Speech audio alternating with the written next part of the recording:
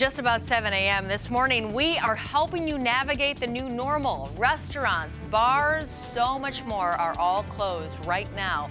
Also, we're looking at how hard the virus is hitting the travel industry, why some analysts are saying that it could cause many major carriers to go bankrupt. We are also tracking some breaking news from the sports world this morning. Tom Brady announcing today he will not be in a Patriots uniform next season. What is next for the Super Bowl champ? This is Q13 News This Morning. At 7 a.m., it is certainly great to have you here. Thanks for joining us. I'm Liz DeWicki. So we've been telling you this morning, as cases are rising, health officials are urging people to socially distance themselves. So we wanted to fill you in on some changes we're doing here. We're bringing you the news this morning, but it's going to look a little bit different. We are also trying to flatten the curve and stop the spread of coronavirus. So we want to demonstrate what safe social distancing can look like, even from our perspectives as well. So throughout our newscasts, we will be giving each other plenty of space. And Tim, it does feel a little bit different, but it's the same team. I mean, I can just still love you from way over there. Exactly. And I'm loving the forecast as well. We are a little chilly out there. In fact, ice scraper probably necessary in a lot of neighborhoods this morning. Good morning, Everett and Snohomish County. 31 degrees at Payne Field right now. We're still in the mid-20s in areas around Olympia, looking at a 28 in Bellingham, and we're in the 20s on the coast where they got into the low 60s yesterday. A lot of clear skies out there, sun coming up within the next 20 minutes. And look at that beautiful sunrise across Lake Washington. Just amazing out there. It's 33 officially at Boeing Field, so a warm coat comes in pretty handy, but those sunglasses will be necessary once that sun pops over the eastern horizon at 7:17. Adam, any trouble spots on those roads this morning? You know, Tim, at this point, we're finding just a little bit of crowding for drivers northbound I-5 getting into Seattle, but even then, that seems to ebb and flow quite nicely this morning. So getting into downtown, going to find just a little bit of crowding, but a lot of green for St. Patrick's Day all around the region. That continues for drivers in through Tacoma and Puyallup, the Valley Freeway. Heavier out of Puyallup in towards about Pacific and Algona. We might find a few taps of the brakes as well, but overall still quite light. Not surprised by this whatsoever.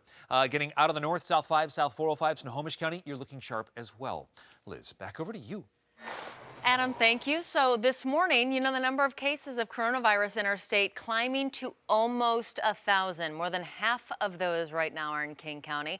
In all, 48 people have died in our state from this virus. So as you're getting up this morning, you probably know here a lot is changing and has changed. Governor Jay Inslee temporarily closing bars, restaurants, entertainment venues. Events of 50 or more people are now banned. The size limit had been 250 originally.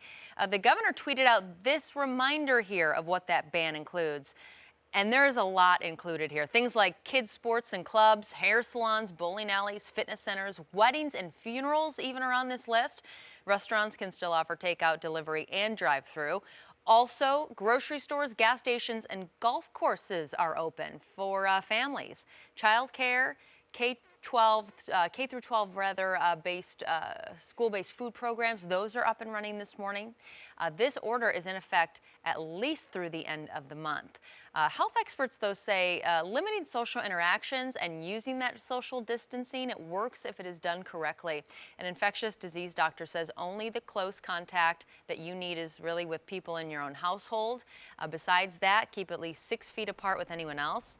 Have a designated family member who goes to the grocery store and pharmacy, and limit the number of trips. In order to comply with Governor Inslee's social distancing order, local businesses are having to adjust how they operate as well. We've started a delivery service so that customers that aren't comfortable coming in person can still order a game online or call over the phone and pay for a game or a jigsaw puzzle, and we'll bring it to them. Okay, so that was Blue Highway Games in Seattle's Queen Anne neighborhood. They have been busy. The owner says families are buying a lot of board games and puzzles to hold them over these next several weeks while they are at home with their families. And later today, we do want to let you know that officials at SeaTac are announcing what they are doing right now to keep travelers safe. The airport has really been on the front line of the coronavirus battle as one of the first in the nation to screen for the virus. Q13's John Hopperstad live at SeaTac for us this morning, where crowds sort of remain slim to none, John. Yeah, I just spoke to a TSA employee here who says he's actually bored because they really don't have anything to do right now. There's literally more of those employees here than there are passengers coming through, and we really haven't seen it change much over the course of the morning here. Some of the slowest times we've ever seen here at SeaTac. But this is one of 13 airports that has coronavirus screenings in response to the travel restrictions. So they say they've stepped up the cleaning response here. There are now 120 hand sanitizers around the airport as well. But later this morning, the Port of Seattle is going to talk about additional steps being taken to keep passengers safe. Now, it is tough to do that in certain airports around the country, especially if you checked out O'Hare in Chicago over the weekend.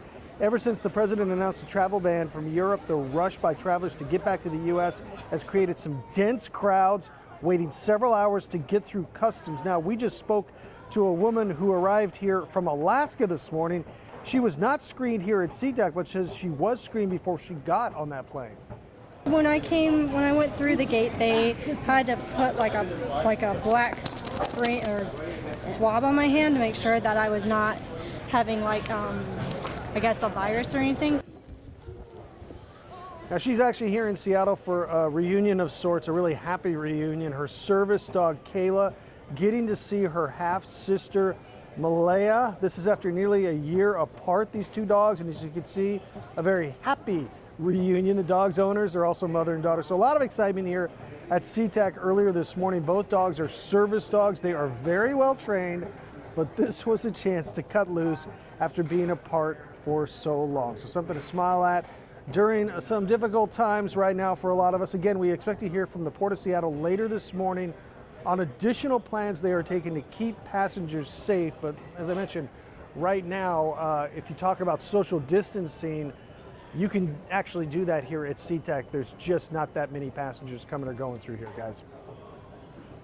John, you are certainly right about that. Thanks for being out there this morning. Meanwhile, this morning, we do know that Boeing will reportedly ask the White House and congressional officials for short-term aid for itself, suppliers, and airlines, as the outlook for the travel industry is unfortunately worsening sort of by the day here.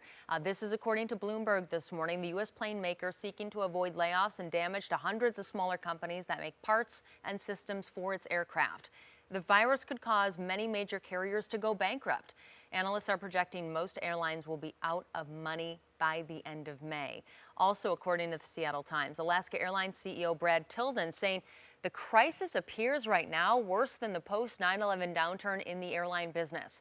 To ease some of the financial burden, the company is cutting back on flights, deferring payments to Boeing for pending jet deliveries, and asking employees to take a voluntary leave of absence to cut down on the virus's financial impact to the company. Tilden says he's cutting his base salary to zero. Airlines plan to request a $50 billion aid package from the U.S. government, according to an industry group. 7:07 right now, and new this morning, the Trump administration reportedly planning to pitch Senate Republicans a roughly $850 billion stimulus package over the coronavirus pandemic. That is according to the Wall Street Journal.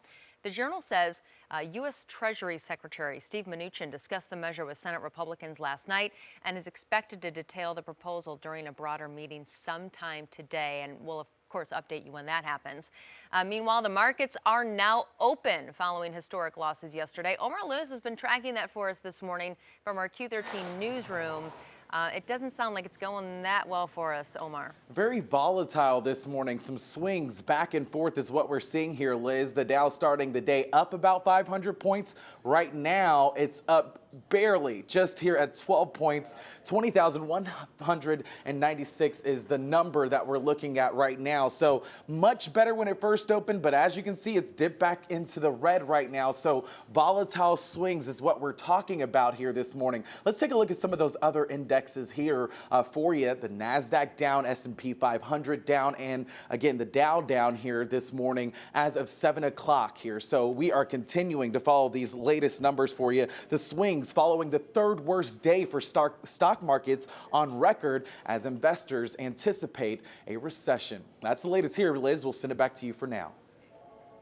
Omar, appreciate it. Thank you. And, national news about coronavirus, as we know, it changes by the hour, but the real story is how it's affecting us locally and long term. Q13 News finding real ways that we can come together, support our local community. Join us for that, a special 1-hour program tonight, 6 o'clock, Q13 News, and then we've got that repeat, 8 p.m. on Joe TV for those who might be getting home later. All right, 7:09 right now, and at the very least, we've got some nice weather outside. And look at these temperatures from yesterday. What a magnificent Monday out there. 63, Quileute and Forks, Shelton, 60 degrees. Hoquiam pushing up towards 60 degrees, and 58 for Bellingham, Squim, and areas around Olympia. Bellevue not too far behind at 57. Olympia right now, you're kind of in the freezer, but it's not going to last all day. We're going to see our temperatures soaring back up into the mid-50s, but it is kind of a frosty morning in a lot of locales.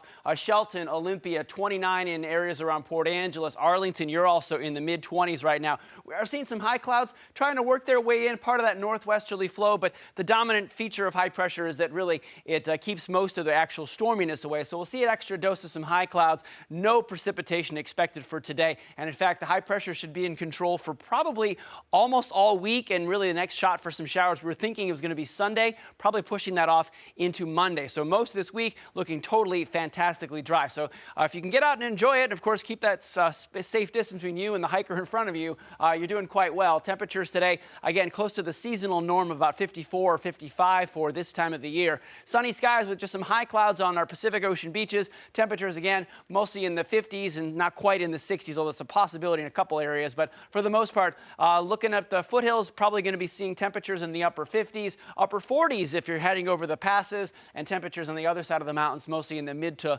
low end of the 50s for today. Getting into tonight, sun goes down at 7:17. Temperatures will sink down probably towards freezing, but I think more of us see fewer frost areas tomorrow morning. It is the last full day of winter. Might not feel like it for most of us, with temperatures in the mid-50s in the afternoon. Spring officially hits at 8:51 p.m. on Thursday in our time zone, and then the temperatures keep on rolling, probably close to 60 both Friday and Saturday. A little extra cloud cover on Sunday, but again, I think the showers probably hold off till either late Sunday or into Monday. Adam, any trouble spots in the commute so far? You know, so far this morning, we've actually been off to a pretty clean start. Did have some delays getting into Seattle along northbound I-5.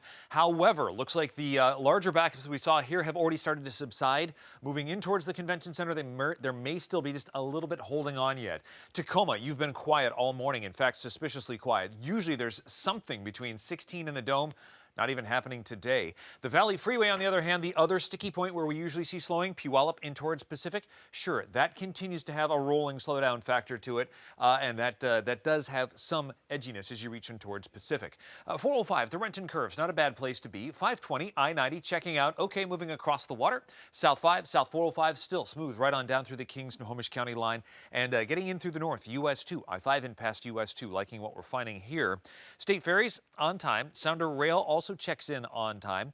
Mountain passes, Snoqualmie, Stevens, White Pass, no restrictions. The Mount Baker Highway, well, traction tires are advised, and Blewett Pass, no restrictions.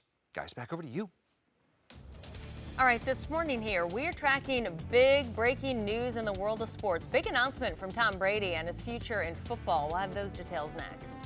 Also, look, as we're all holed up at home and we can't go to the movie theater, one studio in Hollywood thinks maybe we'd watch those theatrical releases if they brought them to us after this.